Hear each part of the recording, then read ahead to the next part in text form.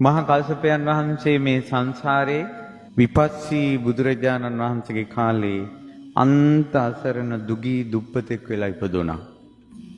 කොච්චර ඔහු දුප්පත් වුණාද කියනවා නම් ඒ දෙදෙනාට නෝනටයි මහත්තයාටයි දෙන්නටම තියෙන්නේ එක සලුවයි. ගෙදර ඉද්දින් පිරිමි කෙනා උඩුකය නිරුවත්ව ඉන්නවා. ගෙදරින් එළියට බහිනකොට හැම සලුවක් දා ගන්නවා කරට. විපස්සී බුදුරජාණන් වහන්සේගේ ශාසනයේ බුදුරජාණන් වහන්සේ දහම් දේශනකට අර දුප්පත් ජෝඩුව කල්පනා කළා අපි බණහමු. ගෙදර උන් දැකියවා අනේ මං බවලතෙක් නෙව රැයට බණහන්න යන්න බෑ. මං දවල් යන්නම් කියලා අර එකම සලුව පොරවගෙන දවල්ට යනවා. අර බ්‍රාහ්මණයා ඒ සලුව පොරවගෙන හවසට යනවා. ඒක සාටක දවසක් බුදුරජාණන් වහන්සේගෙන් ධර්මය අහද්දී බුදුරජාණන් වහන්සේ වෙනුවෙන් මොන හරි දෙන්නම හිතෙන්නේ. දැන් මෙයාට කල්පනා වුණා මට දෙන්න මොකුත් නැහැ. මේ සලුව විතරයි දෙන්න තියෙන්නේ. කියලා දෙන්න හිතනවා ඒ වුණාට හිතනවා දැන් නෝනටත් එකයි මටත් එකයි. කොහොමද දැන් අපි ගෙදරින් යන්නේ මේ සලුව දුන්නොත් කියලා දැන් බනහනවටත් වැඩිය මේක දෙනවද නැද්ද කියන යුද්ධේ ඉන්නේ. පළවෙනි යාමේම ඉක්මවා ගියා. තවත් ධර්මයේ දේශනා කරනවා බුදුරජාණන් වහන්සේ.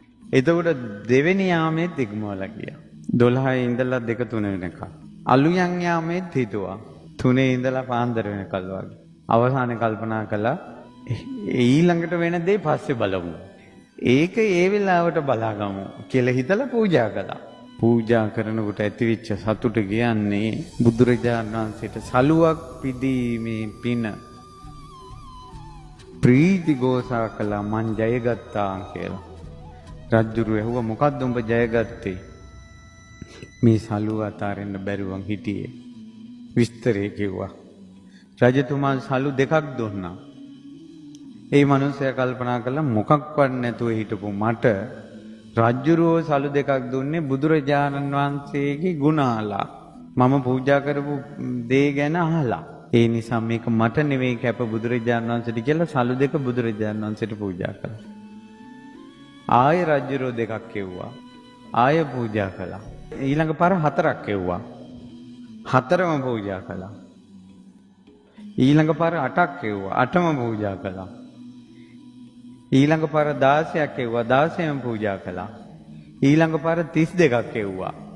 මෙයා කල්පනා කළා මේක දිගින් දිගටම හරියන්නේ නැහැ කියලා නෝනටයි දෙන්නට දෙකක් තියාගෙන 30ක් බුදුරජාණන් වහන්සේට පූජා කළා.